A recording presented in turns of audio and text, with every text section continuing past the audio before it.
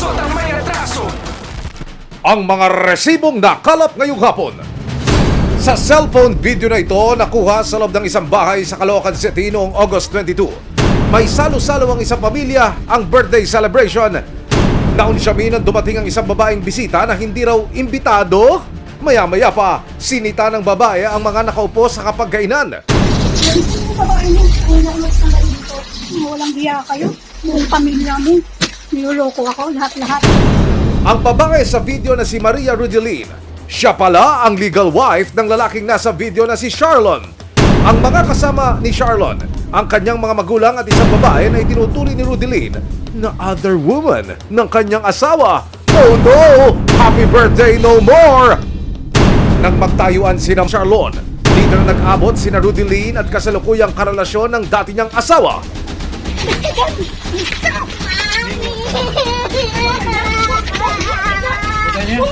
Huwag ganyan yan. Bata, Ang anak ni na Rudeline at ni Charlon maririnig na umiiyak at umaawat sa kanyang mga magulang.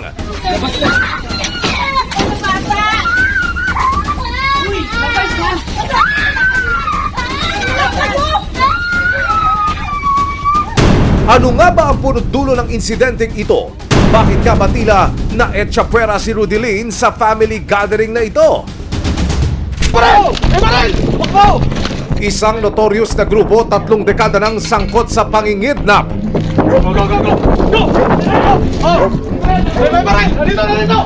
Nagkakasikraw ng lagim sa Metro Manila at iba pang bahagi ng Luzon.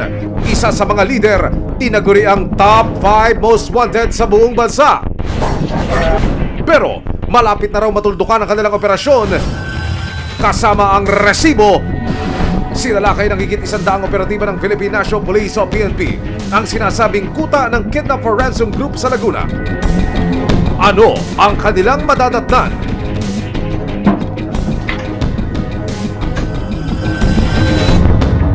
Oh, ganda. Uy, napakadami. Ano mang reklamo, bibigyan tugon. Bawat hiling at problema, hahanapan ng solusyon. Ito ang bago ninyong sandigan, hindi palalampasin ang mga tingwali at maling gawi.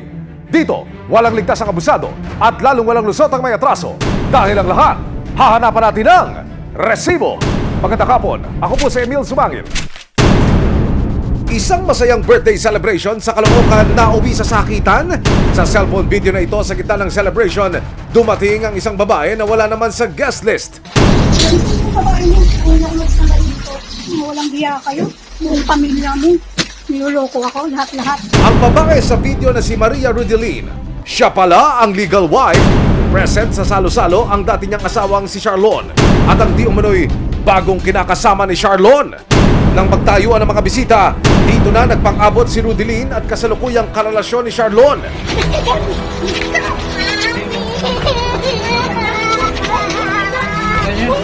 Huwag ganyan yan.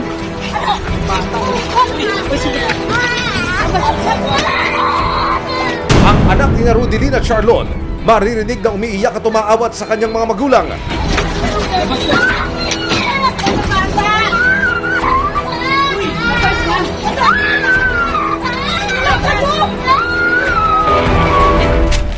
Kwento ni Rudeline, 2017 nang magsama at ikasal sila ni Charlon. Nagkaroon sila ng isang anak. Para matustusan ang pangangailangan ng pamilya, nagtrabaho bilang isang migrant worker sa Singapore si Rudeline noong 2019. Pero, while the missus was away, the mister would play. 2019 pa lang po yung ang ginawa niya. Andun pa ako sa Singapore noon. So, parang lahat ng hirap, lahat ng sakit. Parang kulang na lang tatalon ako sa building noon doon sa Singapore. So, pero yung inisip ko noon yung anak ko. Kasi nasa kanila 2022 nang bumalik ng Pilipinas si Rudeline at nagdesisyon daw siyang makipagbalikan sa asawa. Nagbalikan kami. Yung sakit na madali sa akin. Pero si Charlon tuloy daw sa pakikipagkita kay number 2. Last year, tuloy na siyang umalis sa amin. So, hindi na siya bumalik. Hindi siya nagpaalam sa akin. Talagang dumiretso na siya dun sa babae niya. Ang pakiusap daw ni Rudeline, wag na wag ipakilala sa kabit ang kanilang anak. So nakiusap ako sa kanila na wag lang ipakilala yung anak ko, wag lang dalhin doon sa bahay ng kabit niya. So, ang nangyari kasi parang wala lang, dinedma lang nila lahat yun, parang wala na. Ginawa na nila akong patay, ginawa nila yung loob ng anak ko, hindi pinakilala dun sa babae. Parang nasagad na kasi ako, kaya umabot sa point na ganito. Pero umabot na raw sa sukdulan ang pagtitimpi ng legal wife. Abangan mamaya saan hahantong ang salpukan ni na legal wife at number 2. Nahuli ko po sila ng habit niya, ay yung babae niya mismo doon sa bahay namin. Dumating po ako doon, nagkaroon ng komosyon. Walang biya kayo. Buong pamilya mo. Niloloko ako.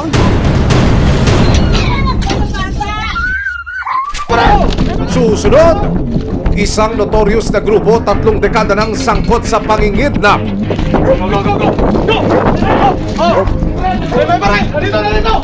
Kasama ang resibo, sinalakay ng higit 100 operatiba ng Philippine National Police o PNP ang sinasabing kuta ng Kidnap for Ransom Group sa Laguna. May aksyon, may ebidensya, resibo, walang lusot ang may atraso.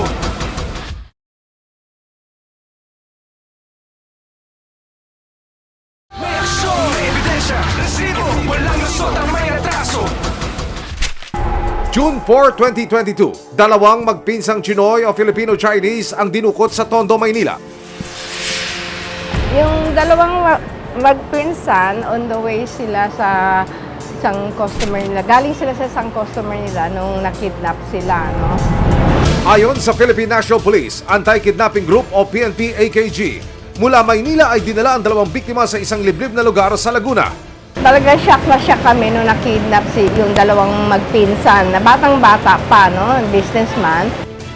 100 milyong piso raw ang hiningi ng kidnappers kapalit ng kalayaan ng magpinsan. Ang pamilya ng mga biktima umaray sa laki ng halaga. Matapos ang mahigit 10 araw, June 15, 2022, matagumpay na na-rescue ng PNP-AKG ang 2 kidnap victim, pero ang mga suspect mabilis na nakatakas. They were rescued actually sa tulong ng mga kapulisan natin sa local and with our anti-kidnapping group. Naging joint effort to Pero bago pa makapuslit, naplakakan ng mga pulis ang getaway vehicle ng mga kidnapper. Sa bayan ng Pililla sa Rizal, nagkaengkwentro ang mga pulis at ang grupo ng mga kidnapper. And the part of the group, yung Kidnap for Ransom group, sa Madriaga group, Apo. 2 ang namatay sa kanila. Sa kasamaang palad ay namatay sa engkwentro ang isa sa mga miyembro ng PNP-AKG na si Patrolman Joshua Lingayo. Siyempre, siya nga may isang ina, narigat, nasakit, natanggapin, nga natay di anak ko. Sa investigasyon ng PNP, lumalabas na ang mga nasawi ay miyembro ng isang notorious na sindikato, ang Madriaga Kidnap for Ransom Group. Ang leader ng grupo, kinilalang si Ramil Madriaga. Paano nyo ika-classify ito, sir? Well, they are notorious. In fact, pag tingnan mo yung history nila, they already served their yung previous actions nila, criminal acts nila. And then again, bumalik sila. So, talagang notorious. Ayon sa nakalap naming resibo, taong 1996 nang makasuhan si Ramil Madriaga dahil sa pagdukot sa isang Chinese businessman. April 30, 1997, guilty ang naging hatol ng Pasig City Regional Trial Court sa 3 akusado para sa kasong kidnapping for ransom at ang hatol, death penalty. Pero taong 2003, pinawalang sala sila ng Korte Suprema. Mula noon, business as usual daw ang grupo. Saan ho nakabase ang operasyon nito, Chief PNP, sir? Based on our intelligence report, lumalabas po, nakakarating pa sila sa Pangasinan and Region 3, 4A, and 4B, and also in NCR. Kabilang nga sa naging biktima nila ang magpinsang Filipino-Chinese na na-rescue sa Laguna. Kaugnay nito, sinampahan ng kasong kidnapping sina Ramil Madriaga, Ronald Alivio, Jaime Patano, Ervin Bernados at Richard Babagay. Ayon pa sa PNP, plano na naman daw mambiktima ng grupo.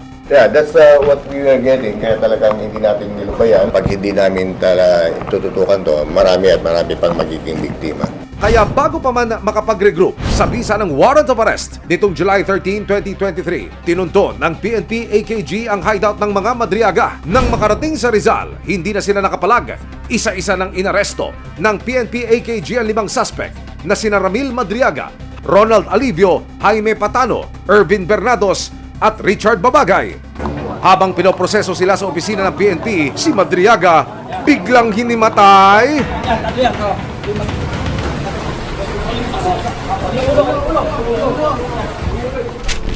susunod! Para masigurong hindi na muling makakapag-operate, isang search warrant ang inapply ng PNP AKG at Laguna Police Provincial Office sa isang farm na pagmamayari di umano ng mga Madriaga. Dahil sa loob daw ng farm, ang mga nakatanim, sari-saring armas.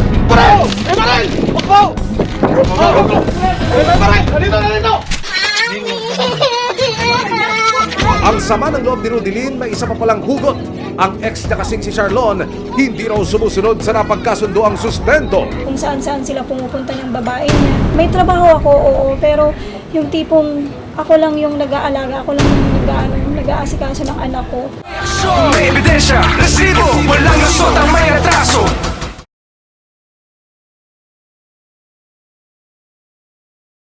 Aksyon, may ebidensya, resibo, walang lusot ang may retraso. Isang farm sa Pangi, Laguna, mga armas nga ba ang nakatanim?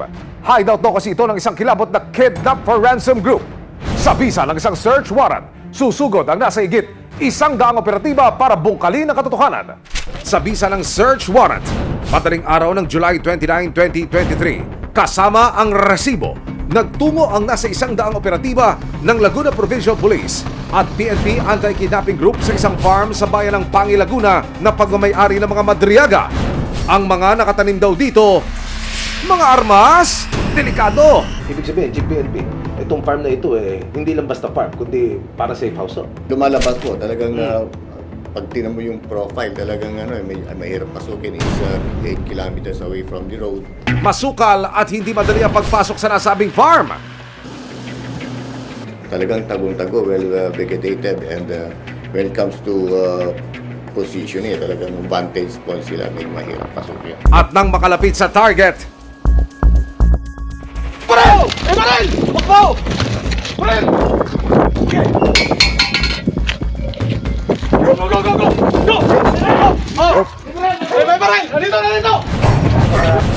agad pinadapa ang gwardya ng farm na nakilalang si Jonathan Arante. Nakuha kay Alan ng isang automatic rifle. Sa bahay, Ikaw ba si Edwin Prestado? inihain ang search warrant sa caretaker ng nasabing property na si Edwin Prestado.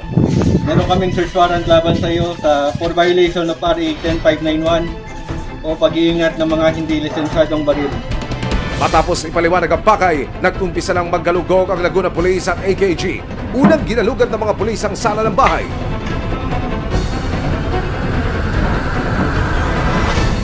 Walang mga baril na nakita sa sala.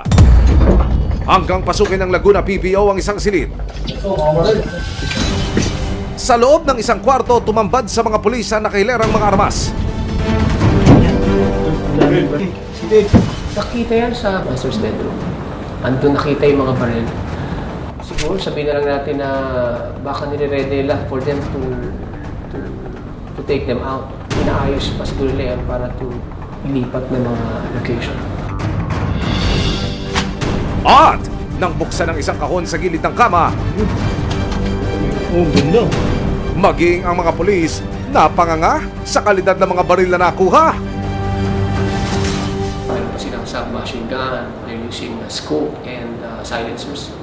Farm ba ito o armory?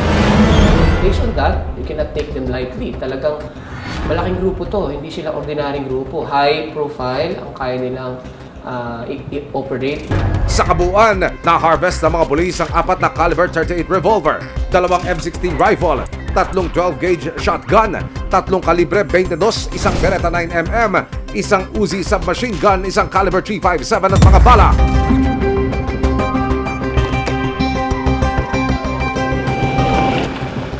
Kasalukuyang nakapiit sa Laguna Provincial Police Office ang mga nahuli na sina Alan Lauranciano Guevara, Edwin Prestado at Jonathan Arante. Naharap sila sa kasong illegal possession of firearms and ammunition. Pero ang depensa ng mga nahuli, Ako kasi tagapakain ng mga aso doon lang. Kaya yun, nandoon ako. Alam ko lang ganyan. Uwi na ako ma'am. Wala po akong alam. Kasi kung may alam po ako, hindi na ako lumapit doon. Chief PNP. Ano ang kaso ang inihain nyo laban dito sa mga suspects, sir? Well, for committing yung violation sa crime natin for RA 10591, it's a violation of yung firearms and ammunition law natin. Samantala, sinubukan ng aming team na hinga ng panig si Ramil Madriaga hinggil sa mga nakumpiskang baril sa kanilang farm pero tumanggi siyang magbigay ng pahayag. Sa pagkakadakip ng Madriaga Kidnap Ransom Group at pagkakakumpiska ng kanilang mga armas, tila nabunutan ng tinik ang ilang naging biktima. Tatta, tanakulong, lagyan ng batay, iti anak ko. Tinarag-anan pasit, ti barukong, kin panunod ko. Talagang kinagagalak namin at pinagpapasalamatan namin ang AKG. Umaasa silang ito na ang umpisa ng katapusan ng halos 3 dekadang paghahari ng notorious Madriaga Kidnap for Ransom Group. June 2022, iniwan si Rudelin ng kanyang asawang si Charlon. Ang dahilan, may number 2 si Mister. Ang pakiusap lang daw ni Rudelin, huwag ipakilala sa kanilang anak ang bagong karelasyon. Pero umabot na raw sa sukdulan ang pagtitimpi ni Mrs. Nang malaman niyang isinama ang anak niya sa isang salo-salo, kasama ang number 2 ni Mister.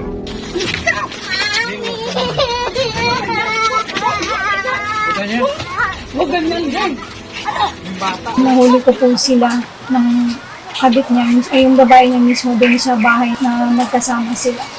Ayun, dumating po ako doon, nagkaroon ng komisyon, nagkaroon ako ng mga galos, yung mga pasa, dahil na rin po doon sa pang-aawat nila na para maprotektahan ng talaga yung babae ng asawa. Ang mga magulang ni Charlon tila kinukonsiti pa raw ang pangangaliwa ng kanilang anak. So ang gusto kong mangyari is makulong sila, and then yung full custody, kasi ipa-file ko pa yan sa DSWD kasi yung full custody ng bata sa akin. Noong gabi ring iyon, nagtungo si Rudelin sa presinto para ipablatter ang nangyari. Ipinakita niya ang mga galos na natamo raw niya mula sa dating asawa. August 22, inireklamo niya yung kanyang asawa dahil daw pumunta siya doon sa bahay ng kanyang DNA, nakita niya nandun yung kanyang asawa at yung kanyang kinakasama yata. Naglato na po siya at ang gusto niya sanang mangyari, sampanan ng kaso. Sabi ko, mas maganda kung dumirekta na siya ng pang-lawyer para at least kahit pa paano meron na siyang paunamaanuhan kaysa maunahan pa siya ng lalaki. Pero ang sama ng loob ni Rudelin may isa pa palang hugot. Ang ex niya kasing si Charlon hindi raw sumusunod sa napagkasundo ang sustento. Kung saan-saan sila pumupunta ng babae niya. May trabaho ako, oo, pero yung tipong ako lang yung nag-aalaga, ako lang nag-aasikaso ng anak ko. So yun, kaya nakapag-decide ako, nireklamo ko siya sa barangay para manghingi ng sustento. So ang usapan, June, magsisimula siya magbigay, kaso hindi siya nagbigay. And then, nakapagbigay lang siya July ata, pero yung mismong amount na pag-usapan namin, yung agreement namin sa barangay na 5K, hindi natupad yun. So 1.5 lang, tapos 1K, ganun. Pinayuhan daw ng Violence Against Women and Their Children o VAUSI Desk ng barangay si Charlon na subukan makipag-ayos kay Rudelin. Sabi ko dun sa respondent, kung ako sa'yo hanggat maaga, makipag-usap ka na dun sa asawa mo dahil siya'y maraming ebidensya, hanggat maaari suyuin mo siya. Nitong September 1, 2023, ipinatawag ng barangay ang dating mag-asawa para muling magharap. Pero sa pagkakataon na ito, hindi dumalo si Charlon. Hello po, good morning po. Sa VAUSI po ito, sir. Si Mr. Ponce ho ba ito? Nanay na po. Ay, yung anak niyo po. Sana para magkaroon na po sila ng pag-uusap ng asawa niya. Gusto rin naman namin po yan, pero kung ngayon po, andito kasi ako sa may Arpapa eh. Sana schedule na lang, ma'am. Dapat magkakaroon tayo dito ng pag-uusap sa barangay. Kasi kung hindi po, ay sa ano na sila mag-uusap siguro, sa korte na. Willing kami makipag-usap, basta lang wala. Hindi kasi nasabi kung ano kasi araw at oras eh. Ang layo ko pa naman na ano. Ma'am, kasi po hindi po naman pwedeng kayo ang mag-aano sa amin kung hanggang kailan ninyo gusto, ma'am. Kasi ang client ko ang naiipit dito, ma'am. Pero bago matapos ang araw na iyon, nagpasya si Charlon na magbigay sa resibo ng kanyang panig. August 21, Yun nga po yung birthday ng tito ko galing Singapore. Tapos ang kwento kasi sa akin, may marites na nakakausap si Rudy Lin. Kaya bigla siyang sumugod doon. Ang pinapalabas nila doon sa post nila na pinagtulungan daw siya. Bakit naman po siya pagtutulungan? Welcome naman siya doon sa bahay anytime dahil nandun nga yung anak namin. Ang usapan po kasi doon, 5K monthly. Tapos, sabi ko naman doon, pwede partial. Siyempre, pinsenas katapusan para mabuo yung 5,000. Tapos, nung time kasi na nagkaroon kami ng kasulatan nun, wala pa akong trabaho. Though, kinukulang man sa cash, pero nagbibigay talaga ako kahit paano pang grocery. Ang buwelta pa ni Charlon, mukhang frame up o panggugulo lang daw ang pakay ni Rudy noong gabi na iyon? Ayaw ko sa nangyari itong 21 kung ba't ganun yung ginawa niya. Tsaka, bakit siya nagsinungaling sa mga post niya na sinaktan siya. Naintindihan ko kung may galit siya sa akin pero di ko maintindihan yung ginawa niya pati sa magulang ko na ganun. Ang mga paliwanag at pakiusap ni Charlon, hindi tinanggap ni Rudy Lin. Kaya naman ang legal wife, nagpa siya ng ituloy ang paghahain ng reklamo.